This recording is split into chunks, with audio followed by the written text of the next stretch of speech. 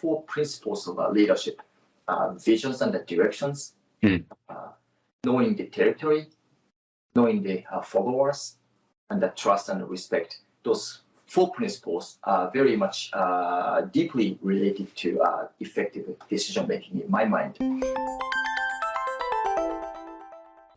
Russell Potter here, Motivo Academy. A brilliant video for you today. We have an interview with a real two-star general from the Self-Defense Force of Japan, and specifically in the Air Force of Japan. Now, he recently retired and has had a very long, wonderful career in the Air Force. Started flying fighter jets, F-16 fighter jets for the Air Force here, and has been involved in many of the biggest programs in the Air Force of Japan. And what he's going to do today for us is share his leadership lessons from the military, things that you can apply in your business, either as an entrepreneur, as a CEO, as an executive, or even just someone who wants to be a manager, a people manager. He's going to share some brilliant tips on strategy, on people management, and I think you're going to enjoy this one. So let's get into it. I think you'll enjoy.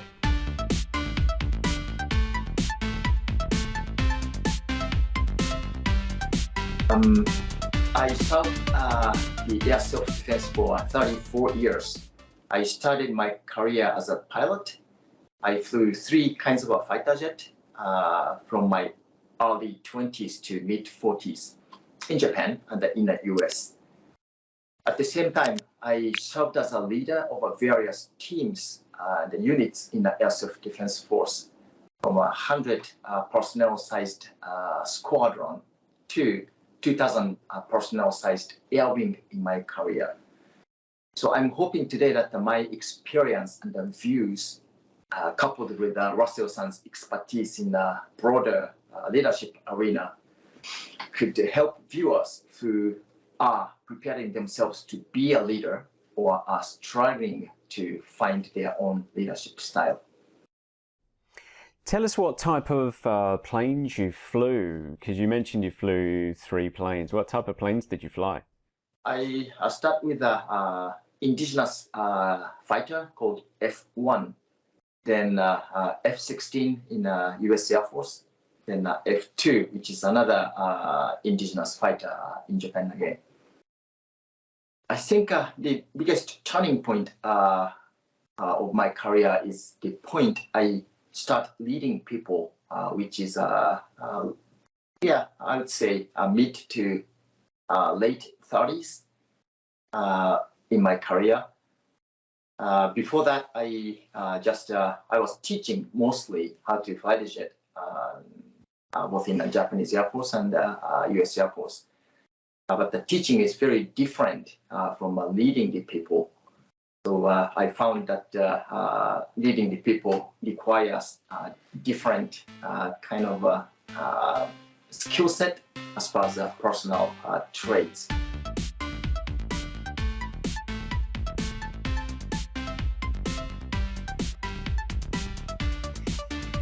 Tell us about, and tell the viewers of this channel about leading in the military, because we all imagine that it's about command and control. We all imagine that it's very directive, but my understanding is actually it's not as it may seem. So tell us a little bit about leading in the military. Yeah, we discussed a little bit before about this, and in your view, command and the control. If I say it, you or people would think of like a rolling over and playing dead, being told what to do, what not to do. But leadership in the military is, I think, in my view, very much similar or same to companies or other organizations' leadership. And we can approach the leadership from, let's say, personal traits, like you discussed in your video, like 4 principles, or from more of a skill sets of leadership. I think the personal traits side attracts more people than just the skill sets of how to do things. Yeah, so there's a balance, isn't there? And that's often overlooked in leadership and management, literature at the moment, which very much errs on the side of the soft skills stuff, the empathy, the compassion, the, as they call it, emotional intelligence, if that's a thing.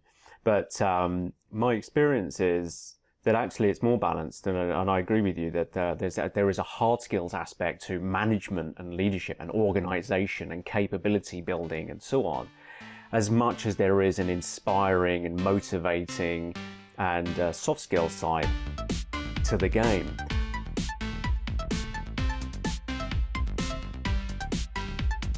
What are the more hard skills sides of leadership, maybe even the frameworks? Because I've heard of things like MET-TC. You mentioned previously that even in the military you use SWOT analysis to do some essentially tactical analysis. What are some of the frameworks that that you've used in your career and are taught in the military? I think from skill set side of leadership, the most important job as a leader is decision making. When you make a effective decisions at the very critical point of your business, then people will follow you and people will call you a good leader.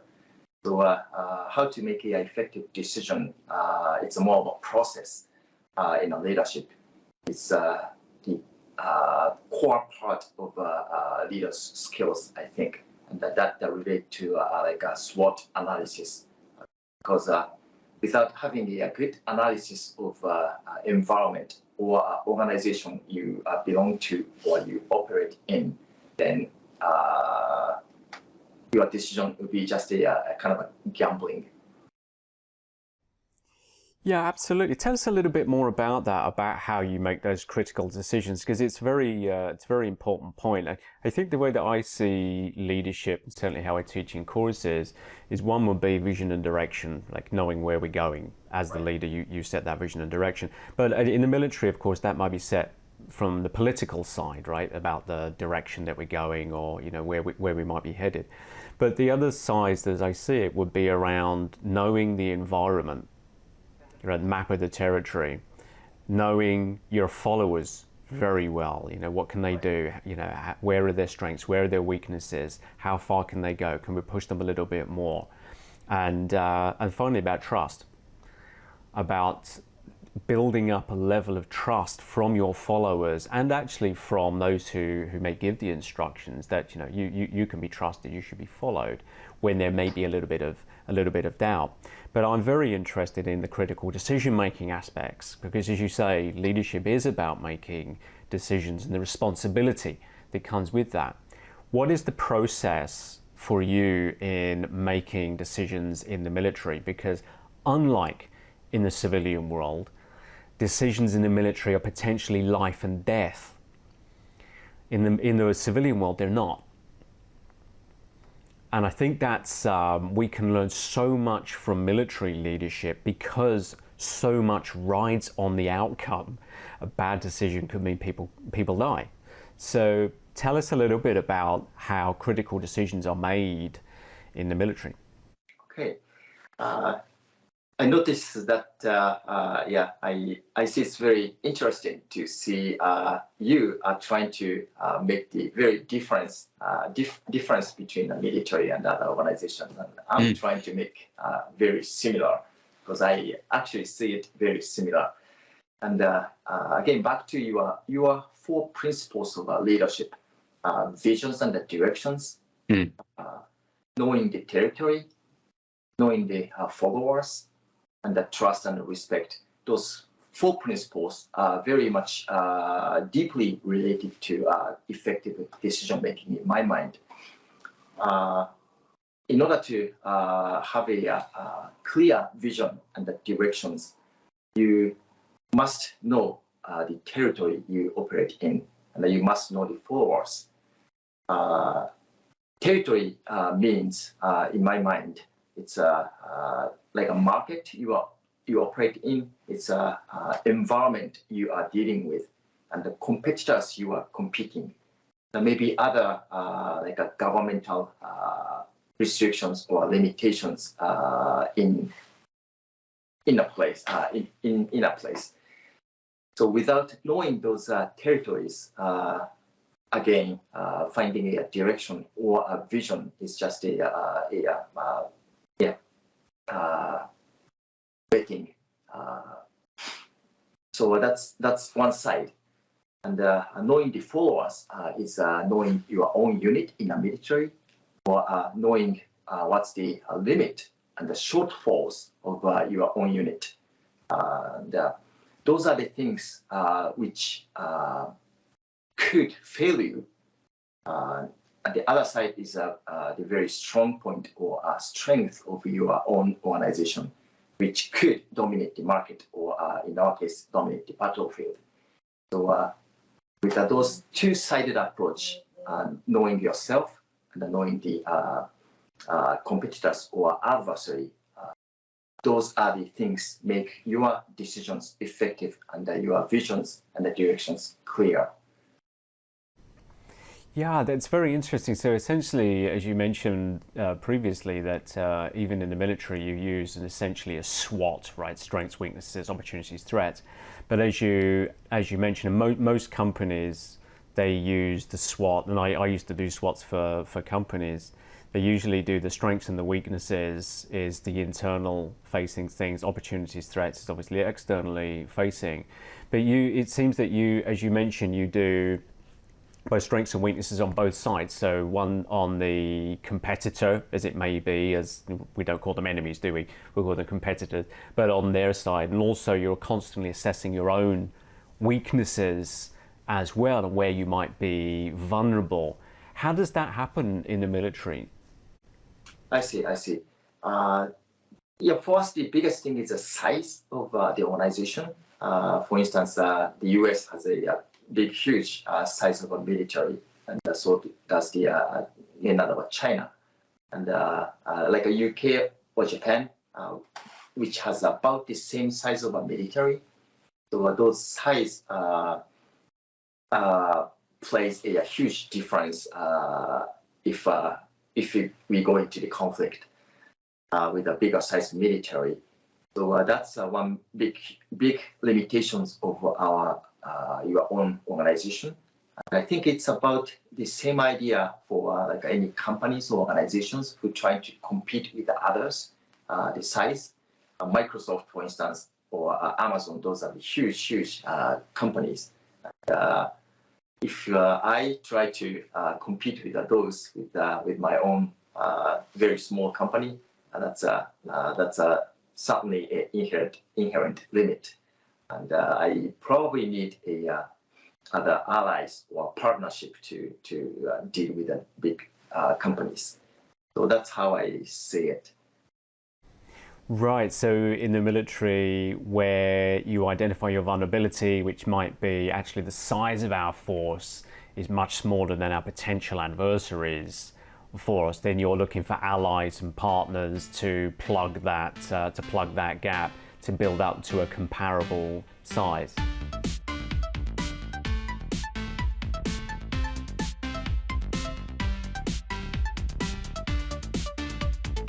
A great term that you mentioned to me before, which I really loved, was to try to fight the unfair fight. Right. Tell us a little bit about what that means. Yeah, that's an interesting point. And when we talk about a competition or fight, we want to say that we are fighting a fair fight. We don't want to cheat things or those kind of tricky things. But like you said, in a military competition, it's about life and death. So fighting a very fair fight and losing people's life, which is not a the result what we want or what the taxpayers want. So winning is the number one. As long as we don't violate any international laws over conflict. So knowing what the weaknesses of adversary, assess it, and how to exploit it. That's what I call a unfair fight. Trying to exploit their weaknesses with our own strengths. That's how we want to fight. Right, so you're using the SWOT, you're identifying our own vulnerabilities, so where are we weak, and then we partner with allies to plug those gaps, and at the same time we're trying to identify the weaknesses in our adversaries, competitors as you call them, to see where we should focus if we were in a conflict, so that we have the so-called unfair advantage, if you like. Would that be pretty accurate? I think so. So we also call it a asymmetrical fight. So try not to compete with their strengths and try to again weigh on their weaknesses. It's what we call a asymmetrical fight.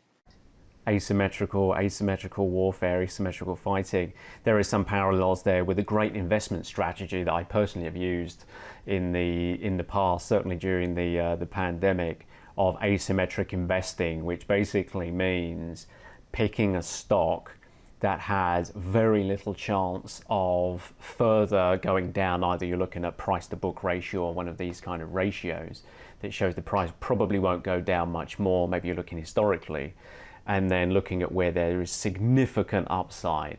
And this is the golden zone of investing, so they say. And I'll quickly say it's worked for me sometimes, and sometimes it hasn't worked for me. So I don't take investing advice from me on this channel.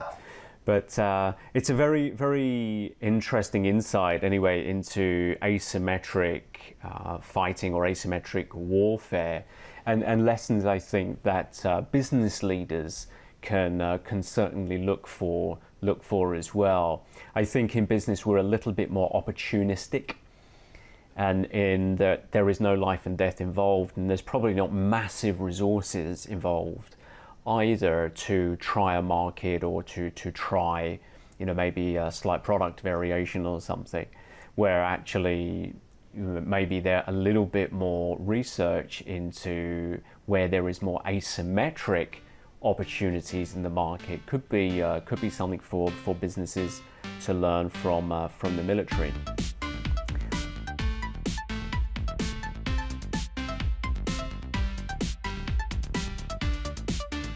One thing that I wanted to ask you about was command and control. Now, from my own reading of military leadership, command and control may not mean what people think it means, certainly in the civilian world, like you mentioned previously. In the civilian world, the idea of command and control is considered a bad thing. It's considered to be a label on a type of leadership approach which is probably better described as micromanaging, where one leader will give an instruction and it's expected to be followed very precisely. In situational leadership, it would be called directive leadership. It would be called the directive style of leadership. Do this, do it now, because I said so, and don't ask questions. Now, clearly in the military, it's going to have its own meaning. Tell us about command and control in the military. How does it work in the military? Because I think it's slightly misunderstood. So to me, the command and control is just a scheme or system to make your leadership happens in the organization.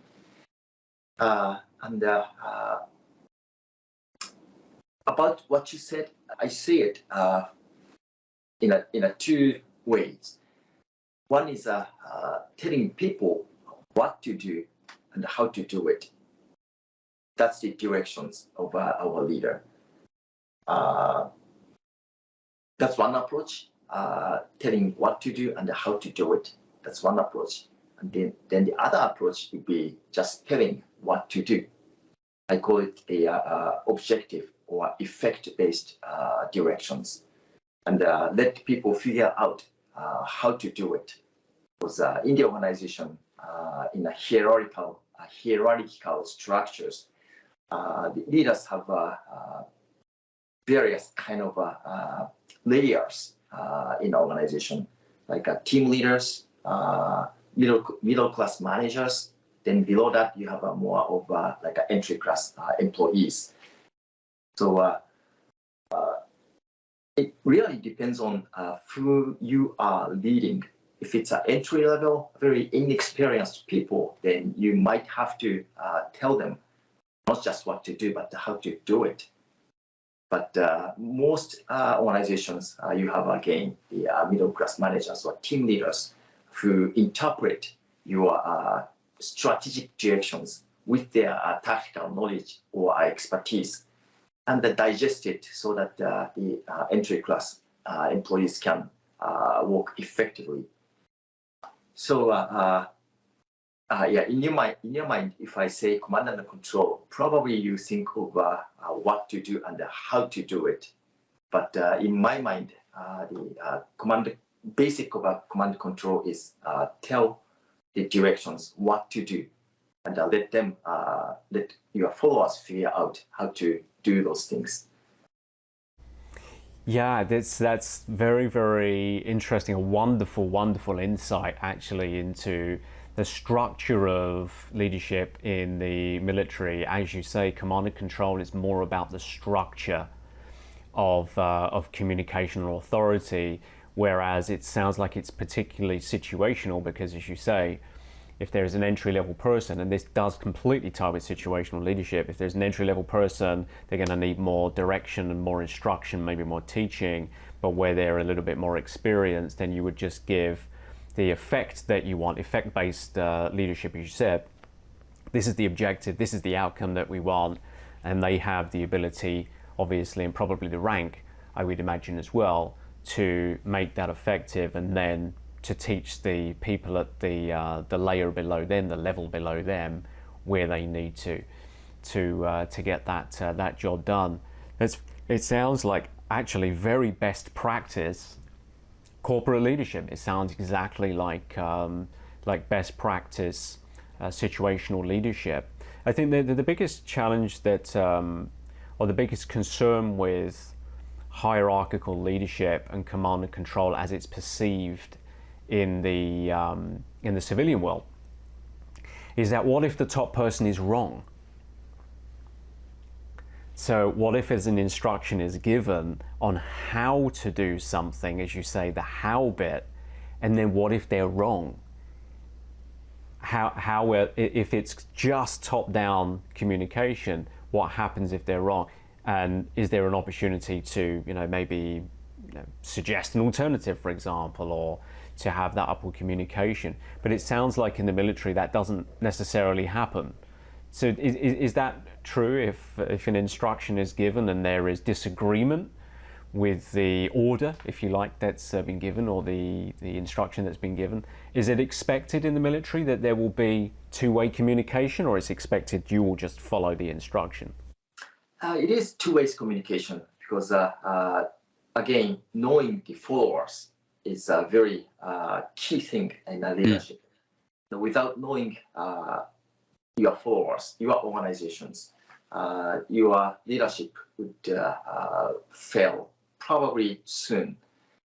So listen to what your people are thinking and what your people are seeing in front of them is very important, because that's something you don't necessarily see from the very top of the organization.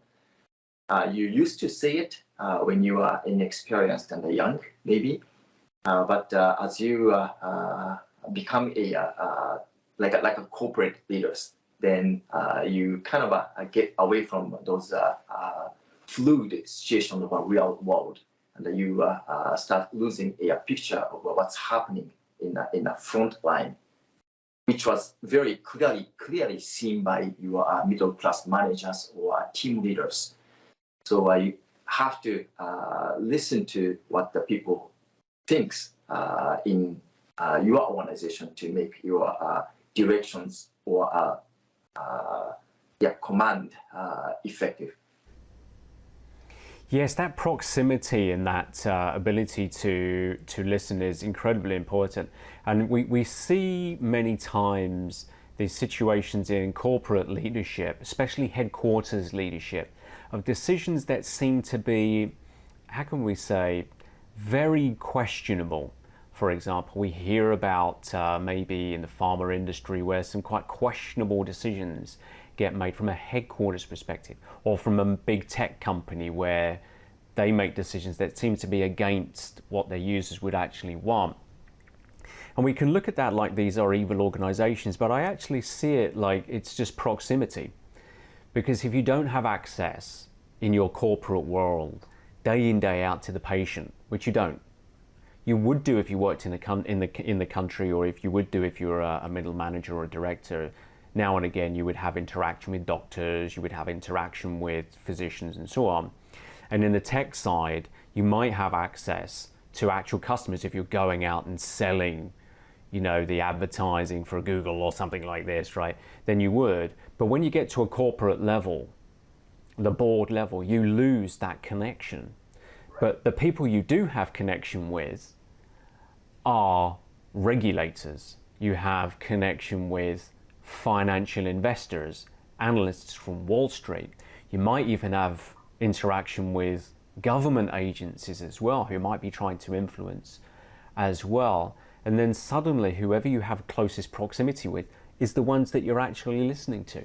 So it's very interesting that in the military, it's as you mentioned, as part of your leadership style, you maintain that communication of what's happening on the ground all the time, because of course it's life and death stuff.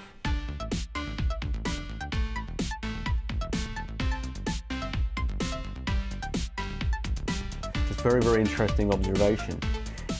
Obviously in the military, and goes just to finish off on command and control, clearly it's not possible to direct a fighter pilot in the air about, you know, telling them what to do. Clearly it's not possible or desirable necessarily to tell a soldier on the ground, you know, what to do, especially if they're like a special forces or someone like this. They need to be able to operate independently. What if communications are lost and so on? How does the military build up that decision-making capability at that level, at the boots on the ground level or the pilot in the sky? How does the military achieve that?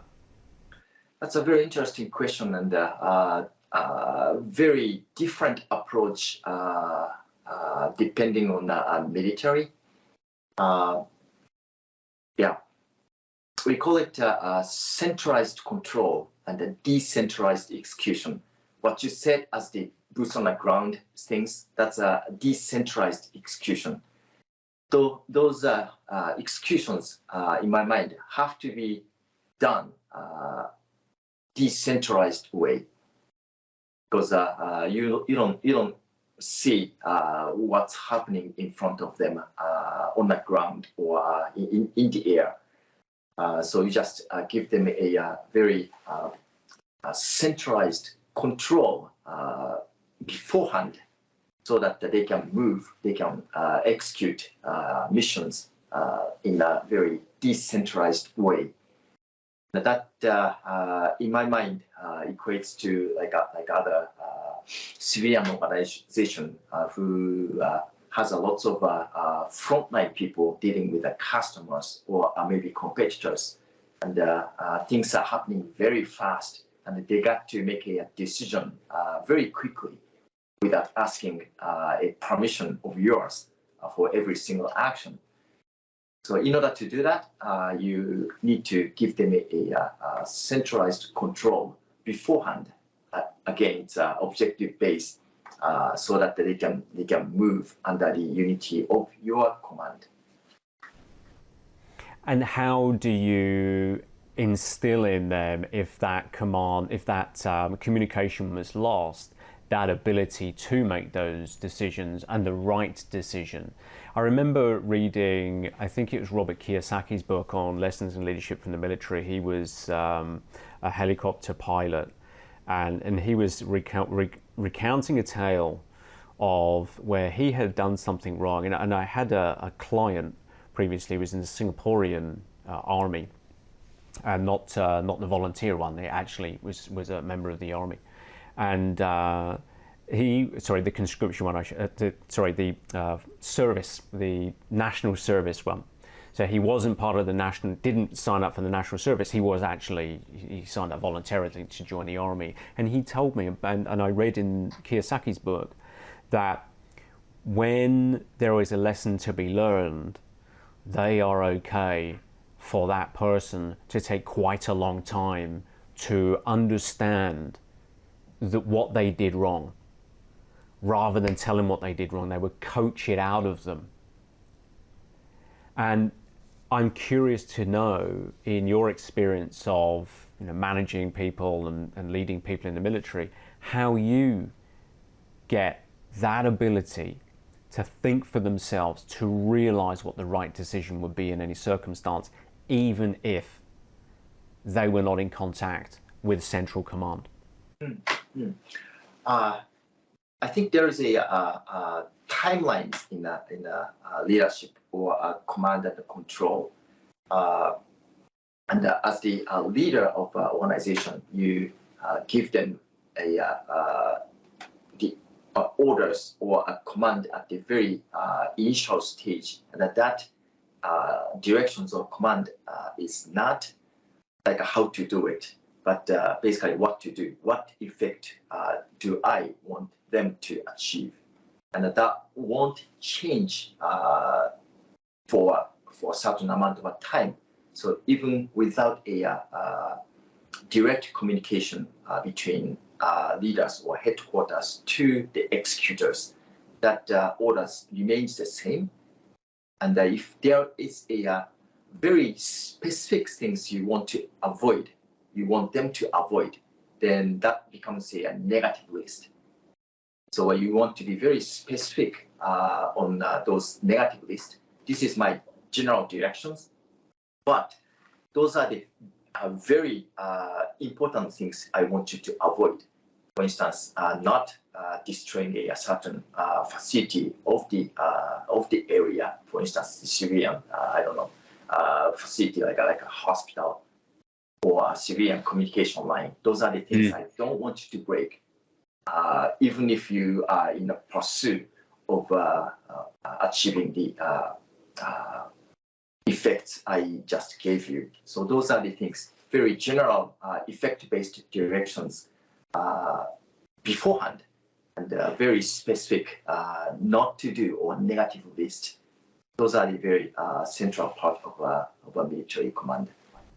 That's absolutely fascinating. So essentially, it's about, as you say, effect-based. This is the objective. This is what we want you to go and do. Go and do it however you're going to do it. But these are the boundaries. This is what we don't want you to do, right? We don't want you to take out a civilian hospital or whatever it might be, as you mentioned. So really, clear definitions then on effect-based objectives and on the boundaries obviously becomes much more important in the military, probably than it is in actually in the civilian world, which is often very vague. I know from many leaders in the civilian world that in corporations that there is a certain amount of, go and see what you can do. I'm not quite sure, but just go and give it a good go. Let's see where it ends up. And obviously in the military, things are much more precise, which is fascinating.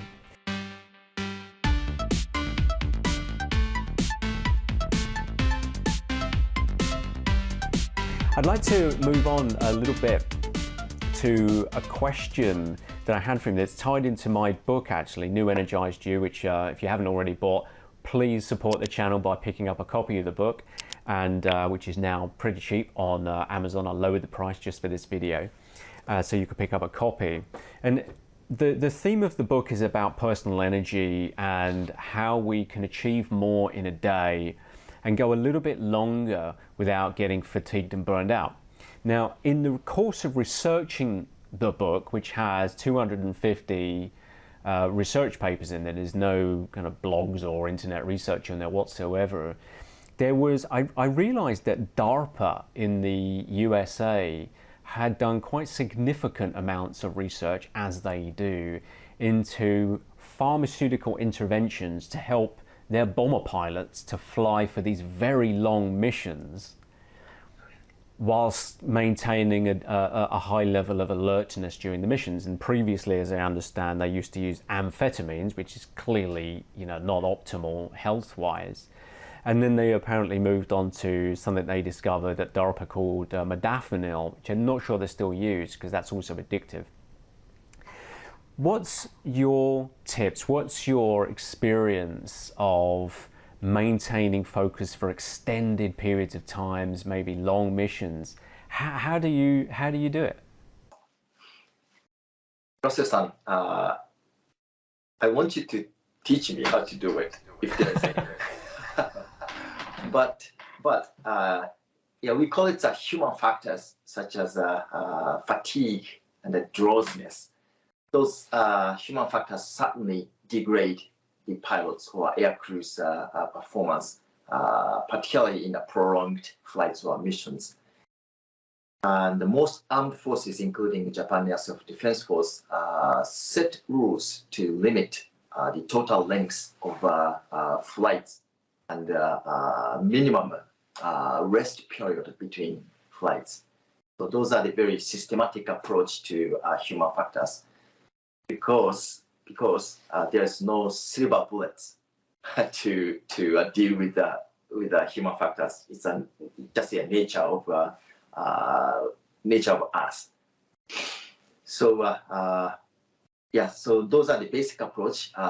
Human factors will affect our performance, and that there is no very cosmic way to avoid those factors.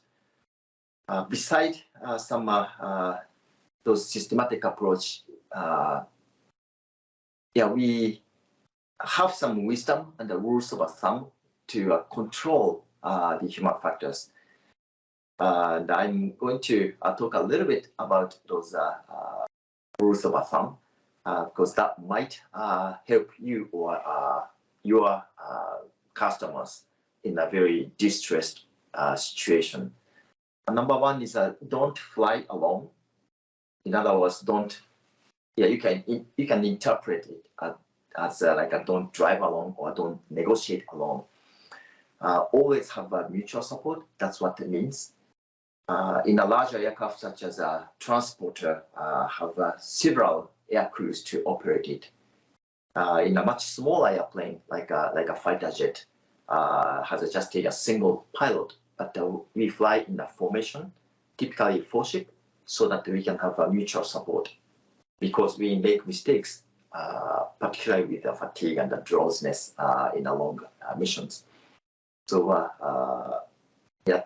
trusting yourself is a very important thing, but just realize that you will make mistakes over time. So have a mutual support, have someone help you or point you that here you are making a mistake, or you are about to die. So don't fly alone or don't do things alone is a very effective wisdom to deal with the human factors.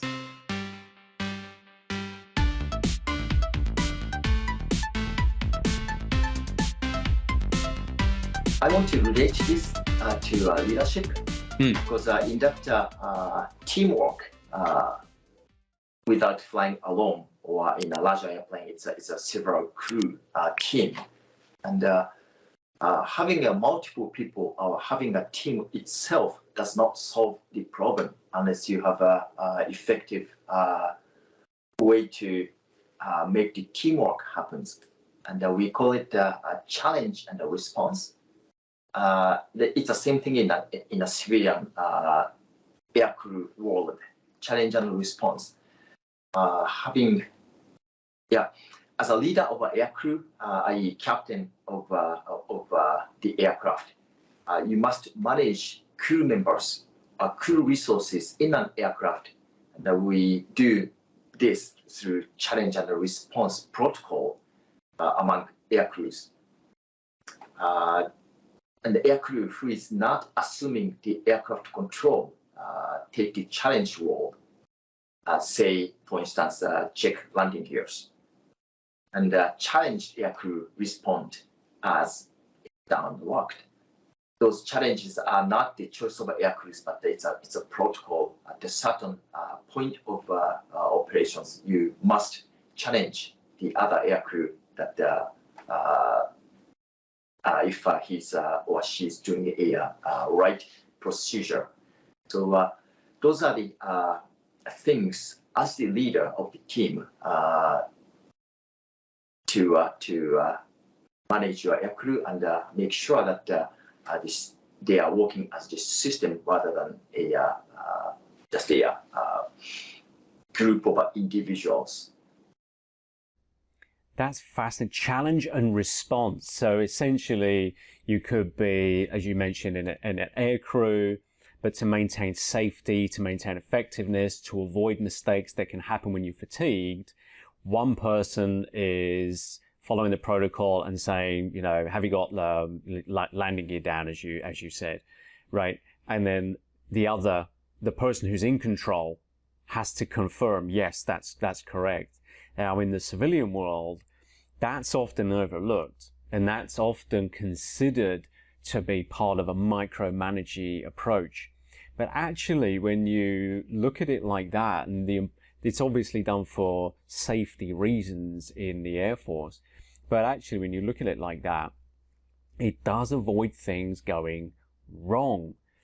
One, to take the situational leadership right to the other side, one is about direction, and the other one is about delegation, which is basically, you know, this is the order, you do it how you want, as you would say, effect-based leadership, so, or effect-based instruction. So on the other side is delegation. But my experience is, and as a management consultant, I was brought in many times to companies for business turnarounds, and certainly of divisions to be turned around. And usually it will be a case of the senior leadership giving this freedom and delegation without checking in that they had followed through on some key points. And then the manager or whoever it was had then got, 2 months, 3 months down the line, senior manager had assumed that a lot of key things had been done. The person that was being delegated to maybe felt uncomfortable to report back and ask for confirmation. Am I doing this the right way? Is this okay? And things had just gone drastically wrong in that time. So actually building in that challenge and response in a constructive way sounds like it's something that corporations can certainly do more of. I think it always comes down to the tone.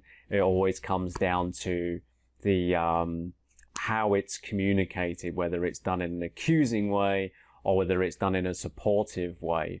And that's a fantastic lesson that that people can learn.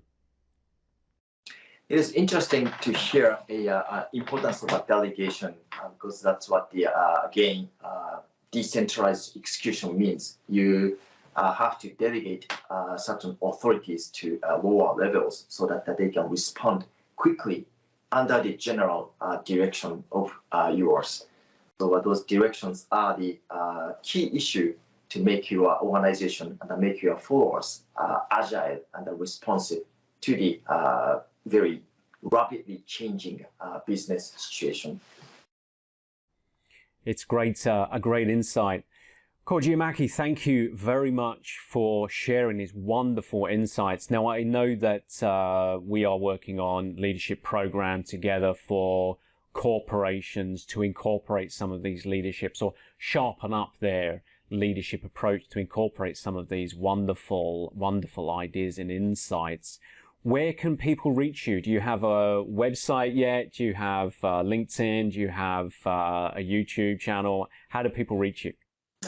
I think the LinkedIn is the easiest way, and if you look up my name, Koji Imaki, in the LinkedIn, you will probably find it. So I'll be looking forward to knowing more people.